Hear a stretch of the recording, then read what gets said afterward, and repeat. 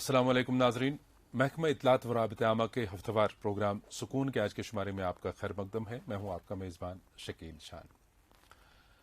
आज जो शख्सियत हमारे साथ जुड़ी हैं इस मंच पे सुकून के, वो किसी तारुफ के मोहताज नहीं है। फिर भी नाजरीन आपको बताना चाहेंगे कि बहुत ही मंझे हुए सिंगर, बहुत ही अच्छे आर्टिस्ट, प्रोड्यूसर, डायरेक्टर, जिनका एक खासा करियर है सिंगिंग के शोबे में, ये हैं एजाज साहिर साहब।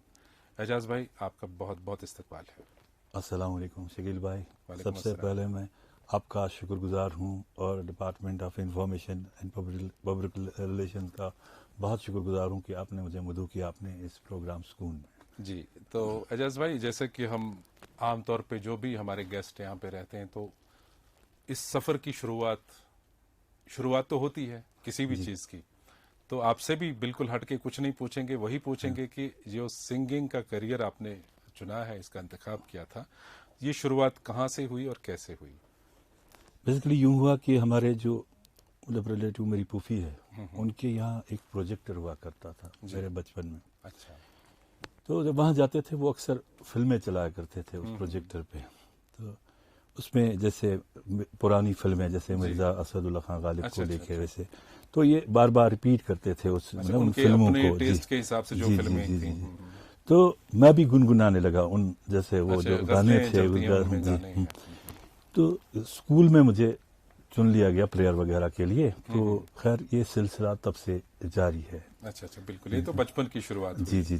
तो एजाज साहिर एक नाम है इस वक्त, तो कब आपको लगा कि आप प्रोफेशनली इस फील्ड में आ सकते हैं और इसको चुन सकते हैं? स्कूल लाइफ के बाद जब आपको पहली बार कहीं स्टेज परफॉर्मेंस हुई हो या कहीं रेडियो टेलीविजन वगैरह, कैसे हुआ? शुरुआत तो मेरी एक्टिंग से हुई। अच्छा। मैं मतलब ऐसा है कि मुझे मोहिद्दीन साहब मिले, गुलाम मोहिद्दीन साहब। उन्होंने कहा, वो सीरियल एक कर रहे थे। अच्छा, दूरदर्शन के? जी, दूरदर्शन में सीरियल एक कर रहे थे, डिप्टी नजीर अहमद जी। तो मुझे एक रोल दिया गया उसमें। खैर उससे मेरी शुरुआत हुई एज एन एक्टर। फिर उसके बाद एक करवट सीरियल आया, उसके शायद आप भी उस दौरान हमारी मुलाकात भी हुई। तो हमने उस टाइटल उसका म्यूजिक किया था। तो पहला ब्रेक मुझे वही मिला था करवट का। एक टाइटल भी हमने किया था उसका, 2-4 गाने थे किए थे, एक टाइटल भी किया था। तो फिर उसके बाद ये सिलसिला जारी रहा सिंगिंग का भी, और साथ साइड बाय साइड में प्रोडक्शन मतलब एज एन असिस्टेंट का काम करता रहा। और वो मेरे बहुत काम आया फिर, मतलब आजकल वो मेरे जी। तो बस ये शुरुआत हुई। तो फिर स्टेज वगैरह, ये रिकॉर्डिंग्स वगैरह, ये सिलसिला फिर चलता रहा। तो जैसे आपने वही करवट सीरियल, एक बहुत ही मारूफ मकबूल सीरियल रहा दूरदर्शन का, मरहूम सजाद हुसैन साहब का, जो हमारे ही डिपार्टमेंट के कंट्रोल ऑफिसर हैं, अल्लाह उनको जन्नत नसीब करे, आमीन। तो उसके बाद ये सिलसिला एक जारी रहा। तो उसके बाद कई सारे टैलेंट हंट प्रोग्राम में भी हमने आपको देखा। जी। तो शायद आपको उस वक्त ये लगा होगा कि जो स्ट्रगल बच्चे कर रहे हैं, इनको कोई एक इजी वे दिया जाए, प्लेटफॉर्म दिया जाए कि अपने फन का मुजाहरा करें। तो रेडियो टेलीविजन में जो टैलेंट हंट प्रोग्राम के हवाले से आपने गीत गाता चल, मुझे याद आ रहा है, उसमें भी आपने अच्छी गीत गाता चल, और दूसरा हमारे प्रोग्राम जो मिले सुर वगैरह, इसमें भी जो म्यूजिक वगैरह था वो करते आ रहे हैं। मतलब तब से मतलब किया, उसका म्यूजिक भी किया। तो उसके बाद एक सीरीज चली थी जमजमैनात से, वो मुझे रियाज गिलानी साहब मिले, वो भी दूरदर्शन से। तो दूरदर्शन में कहा मुझे कौन गाइड करेगा इस चीज़ के लिए? तो उन्होंने कहा कि फरहत गिलानी साहब हैं, तो वो आपको गाइड करेंगे, मरहूम फरहत गिलानी साहब। तो खैर उनके पास चला गया। खैर वो मुझे वो करते थे, मतलब पूरा पढ़ के बताते नात कैसे, जी कैसे पढ़ना है, क्या करना है वो ये। फिर मैं उसकी धुनें बनाता था, और जो हमारे सिंगर हैं, चाहे हमारे सीनियर्स थे और हमारे जो जूनियर वगैरह, उनको भी उसमें साइड बाय साइड हम बुक करते रहे। तो खैर ये सफर जो है 15 साल तक जारी रहा। और उसमें ये हुआ कि जो मतलब मैंने एक्सपेरिमेंट्स किए, जैसे हम जो थे या नात शरीफ जो थे, उनको लेकर वो मतलब बहुत ही सक्सेसफुल रहा। नई धुनें, जी, नए इंस्ट्रूमेंट्स, जी। तो इसी बात से ये बात भी निकल के सामने आ जाती है कि आपका भी नाम उसमें है और एक कंट्रीब्यूशन माना जाता है कि जो यहाँ मॉडर्नाइजेशन ऑफ म्यूजिक की जी जी जी जी तो हाँ, पहली शुरुआत में हमारी रवायती जो हमारे फोक इंस्ट्रूमेंट्स वगैरह यही गजलों में भी बजाए जाते थे, गीतों में भी, गानों में भी। तो आपने कीबोर्ड का, इलेक्ट्रॉनिक कीबोर्ड का भी इस्तेमाल किया, गिटार वगैरह ये भी चीजें इंट्रोड्यूस की। तो कैसा रहा था वो एक्सपीरियंस का दौर? वो बहुत ही अच्छा, मतलब अच्छा रहा और ऑडियंस ने बहुत ही सराहा हमें। और जब हमने पहले पहले जब कीबोर्ड, तो पहले पहले से अजीब सा लगा था कि आप क्या कर रहे हैं, वेस्टर्न इंस्ट्रूमेंट जो यहाँ के हमारे देरीना उस्ताद थे वो कह रहे थे। फिर उनको भी लगा, जैसे मरहूम शेख साहब थे, वो उनको भी लगा नहीं ठीक है, ठीक बजा रहे हैं, अच्छा कर रहे हैं। तो फिर वो ही बुलाते थे हमें, नहीं आ जाओ स्टूडियो में, आ जाओ, रिकॉर्डिंग है। वो भी एक ये था। फिर मैंने एक ये था कि जैसे रसुल मीर, हब्बा खातून, इनको लेकर मैंने एक्सपेरिमेंट किया। वो आज भी जैसे यूट्यूब वगैरह पे हैं, हमारे जाने माने शोरा हैं, नखो, मतलब इसने एक अच्छी ये जो है काफी सारी एक पॉपुलैरिटी हासिल की जी। और दूसरे बहुत सारे गाने हैं जैसे रसूल मीर साहब के। तो ये सब मतलब एक अच्छा ये एक्सपीरियंस रहा। और ये भी बिल्कुल नई धुनों पे, नई धुनों पे बिल्कुल, और म्यूजिक भी बिल्कुल नया था जी जी जी जी इसमें जी। तो एजाज भाई, आपको याद होगा कि जो हमारी रवायती धुनें जैसे हम बात कर रहे हैं अभी थी, और कितना फर्क लग रहा है आपको, कितना जरूरी था इसमें बदलाव? जैसे कि हम पंजाबी म्यूजिक या बाकी स्टेट्स का म्यूजिक देखते हैं, वो कहाँ से कहाँ पहुंच गया। तो अब माशाल्लाह यहाँ भी एक ट्रेंड अच्छा चला है, जब हम नए एक्सपेरिमेंट्स करते हैं, नए नए इंस्ट्रूमेंट्स इसमें साथ ले लेते हैं, चाहे ऑक्टोपैड हो गया, सिंथेसाइजर हो गया, इलेक्ट्रिक गिटार्स वगैरह, ड्रम्स, ये बजते हैं। और साथ साथ पहले का दौर था, आपको भी पता है, हम भी जानते हैं कि यहाँ रिकॉर्डिंग स्टूडियोज की बहुत कमी थी, और हमें दिल्ली कम से कम जाना पड़ता था, हम दिल्ली जाते थे रिकॉर्डिंग्स के लिए। जी जी जी। तो उस दौर और इस दौर में दोनों, अगर जब म्यूजिक की बात करें, दोनों संगीत को कंपेयर करके क्या लगता है आपको कि आज कितना अच्छा म्यूजिक हम पुराने जमाने से आज उसमें कितना बदलाव आया है, अच्छा हुआ? जैसे नए लड़के हैं आजकल जो कर रहे हैं, उनकी मतलब ठीक कर रहे हैं, वो भी मतलब अपनी मतलब उनकी कोशिश भी है कि वो मतलब अच्छा अपना जो उनका आउटपुट है वो द बेस्ट हो। जी जी। और दूसरा ये कि जो जैसे कि हम लोग हैं, सीनियर्स हैं, मतलब हमारी पे बहुत सारी जिम्मेवारियां हैं, क्योंकि आपने दोनों दौर देखे। जी जी। आपने रवायती मौसीकी भी देखी है यहाँ की, और जो इसमें नई जिद्दत लाई गई, नई ट्रेंड जो है वो भी देखी जी। अब यह है कि हम पे जैसे जिम्मेवारियां हैं बहुत सारी। एक जैसे हमें एक जो ट्रेडिशन का है उसका पूरा ख्याल रखना है, उसको जैसे हमारी जो जबान है उसको जो है उसको प्रमोट करना है। हाँ, अपन हमारे कल्चर को हमें प्रमोट करना है। तो ये सब जिम्मेवारियां हैं, और शायद हमारे जो नई जनरेशन शायद इस चीज से थोड़ा सा अलग हो रही है।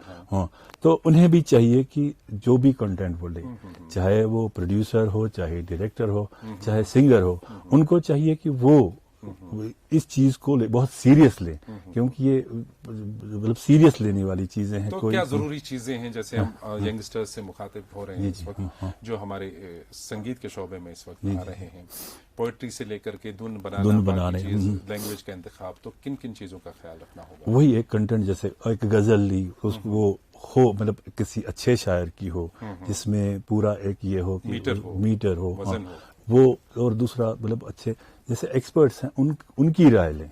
हाँ, तो तब जाके हम मतलब वो चीजें हम रिवाइव कर सकते हैं और अच्छे से। हाँ। तो संगीत की दुनिया एक बहुत वसी दुनिया है, बहुत बड़ी दुनिया है। आपको क्या लगता है कि अगर हम आप ही की सफर की बात करें, एक लंबी जर्नी है बहुत, क्योंकि बचपन से आपने शुरुआत की, जैसे आपने बताया, आज तक आपने जितने मराहिल इसमें देखे, तो और क्या करने की जरूरत है, और इसको वसी प्लेटफॉर्म देने की कितनी जरूरत है, और कितने बच्चों को और किस तरह से उनको ओरिएंटेशन देना है, गाइड करना है, ताकि जिन जिन बच्चों को के अंदर ये शौक है वो और पनप जाए, परवान चढ़े? देखिए शकील साहब, मैं यही बात बोलूंगा कि जब हमने शुरू किया था तो तब हालात ऐसे नहीं थे, अलाउ नहीं था कि मतलब हम कुछ भी कर सकें, क्यों हमारे पास एक महदूद ये था कि सिर्फ दूरदर्शन तक ही या रेडियो तक ही हमारी रसाई जो थी। फिर उसके बाद ये हुआ कि अभी जो है, अभी आपके पास जो है, ये आपके पास इंटरनेट है, जैसे ये बहुत बड़ी बात है। ये इनके लिए बहुत सी मतलब कोई भी आजकल अगर कोई भी चाहता है कि मैं कुछ नया करूं तो इजीली वो एक इस पे आ सकता अपने है। हाथ में ही मीडियम है जिससे वो लोगों में अब फैला ये सके है वो। कि गवर्नमेंट की तरफ से भी हमें वो सब फैसिलिटीज नहीं मुयसर हुई जो होनी चाहिए थी एक आर्ट को लेके। मतलब ये चीज एक अलग हो, मतलब थी, मतलब जरूरत थी इस चीज को लेकर, लेकिन गवर्नमेंट ने आज तक इनिशिएटिव नहीं लिया इस चीज को। जैसे कि अभी रिसेंटली आपकी डिपार्टमेंट की तरफ से ये हुआ कि एक फिल्म पॉलिसी शुरू हो हाँ, गई। जेके फिल्म पॉलिसी। उसमें ये हुआ कि अब एक होप है, नहीं कुछ होगा, जैसे एक प्रोड्यूसर को लेके, डायरेक्टर को लेके उन्हें एक होप है, लेकिन म्यूजिक वालों के लिए अभी कुछ ऐसा नहीं हुआ कि कोई ऐसी विंडो नहीं है कि वो भी कुछ कर सकें। अच्छा, आपका उनको भी मतलब है जैसे जेके फिल्म पॉलिसी लॉन्च हुई, उसमें एक सिंगल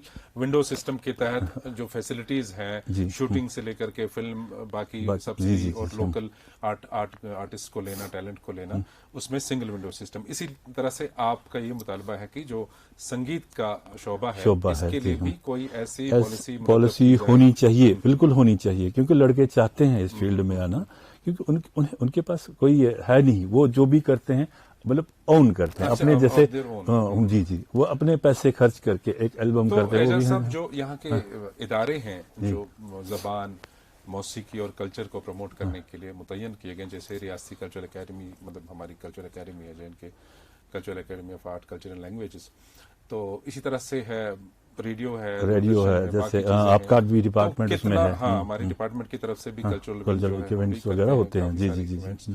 तो क्या लगता है आपको कि इन इदारों की तरफ से कितना आर्ट को प्रमोट किया जाता है? मतलब जितना होना चाहिए उतना नहीं हो रहा अभी। तो मेरे पर एक होप है हमें भी कि होना चाहिए। मतलब हमें उम्मीद है कि जो हमारे नए एलजी साहब हैं उनसे मैं रिक्वेस्ट करूंगा आपके माध्यम से कि उनके लिए एक जो है एक प्लेटफॉर्म पॉलिसी जो है वो बनाएं कि ताकि उन्हें भी फायदा मिले आगे। जी जी। अच्छा साहब, चूंकि हम कलाम में ही, गुफ्तगू में ही ज्यादा मशगूल रहे, तो नाजरीन भी शायद इंतजार कर रहे होंगे कि इतने बड़े सिंगर हैं, इतने अच्छे आर्टिस्ट हैं, आज मेहमान हमारे सुकून के, तो थोड़ा सा एक दो लाइन्स गुनगुनाइए, कोई उर्दू गजल जो भी आपको पसंद हो। मैं एक हामिद मुझे याद आ रही है अपनी, जो शमस फकीर साहब का कलाम है। जी जी, मैं कश्मीरी थोड़ा सा एक दो लाइन इसमें। अल्लाह तू हो, अल्लाह तू हो, छुन गए मने, छुन गए मने, बक्या बने ती गोज़ूर, बक्या बने ती गोज़ूर, अश्क नारायण ज़जनन तने, अश्क नारायण ज़जनन तने, बक्या बने ती गोज़ूर, बक्या बने ती गोज़ूर, अल्लाह तू हो। सुभान अल्लाह, जज़ाकल्लाह, बहुत बहुत शुक्रिया एजाज साहब। बहुत ही खूबसूरत आवाज़ के साथ हमारे आज की इस गुफ्तगू का भी इख्तिताम हो रहा है। तो जाते जाते जी हम आपसे ज़रूर ये जानना चाहेंगे कि संगीत के हवाले से और ओवरऑल जो हमारा यूथ का जो डायरेक्शन जिसकी तरफ जा रहे हैं, तो क्या फ्यूचर है इसका और क्या करना चाहिए नए सिंगर्स को? मैं यही समझता हूँ कि जो नए सिंगर्स हैं जो फील्ड में आना चाहते हैं, उन्हें चाहिए कि वो सीखें, मौसीकी को सीखें। मतलब ये ऐसे, अगर ऐसे ही जो आजकल जैसे चल रहा है, ट्रेंड है, उस पे वो फॉलो करते रहे तो मतलब मेरे ख्याल से मतलब इसका तो फ्यूचर कुछ खास मकाम तक नहीं पहुंच पाएंगे। जी, उन्हें चाहिए कि वो जाएं, इंस्टीट्यूशन ज्वाइन करें और सीखें अच्छे से।